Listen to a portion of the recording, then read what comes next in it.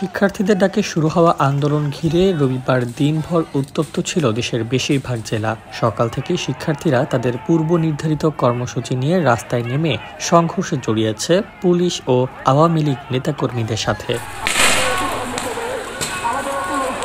সরকারি চাকরিতে কোটা সংস্কারের দাবি নিয়ে গড়ে ওঠা আন্দোলন রাজনীতির আগুন পেয়ে সর্বগ্রাসী রূপ নিয়েছে।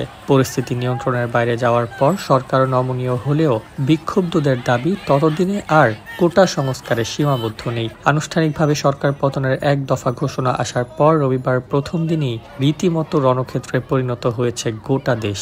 সত্যি আমাদের নিজেদের হোটেল? হ্যাঁ, ইডেন বে আমাদের নিজেদের হোটেল।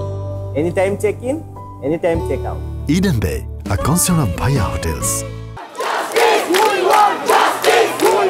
বৈষম্য বিরোধী ছাত্র আন্দোলনের ডাকা রবিবারের কর্মসূচি ঘিরে সংঘাতে পুলিশ ছাড়াও গুলি ছুড়তে দেখা গেছে অস্ত্রধারীদের। দেশজুড়ে বিভিন্ন সড়ক অবরোধের পাশাপাশি আন্দোলনকারীরা ভাঙচুর চালিয়েছেন বেশ কটি পুলিশ বক্সে। আগুন দেওয়া হয়েছে থানায় এবং আওয়ামী লীগের কার্যালয়ে।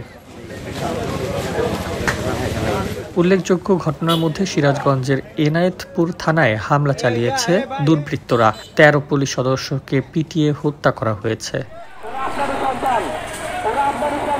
এছাড়া সর্বশেষ তথ্য অনুযায়ী রবিবার আন্দোলনরত শিক্ষার্থীদের সাথে পুলিশ ও আওয়ামী লীগের কর্মীদের সংঘর্ষে নিহত হয়েছে ১০১ জন এবং আহত শতাধিক।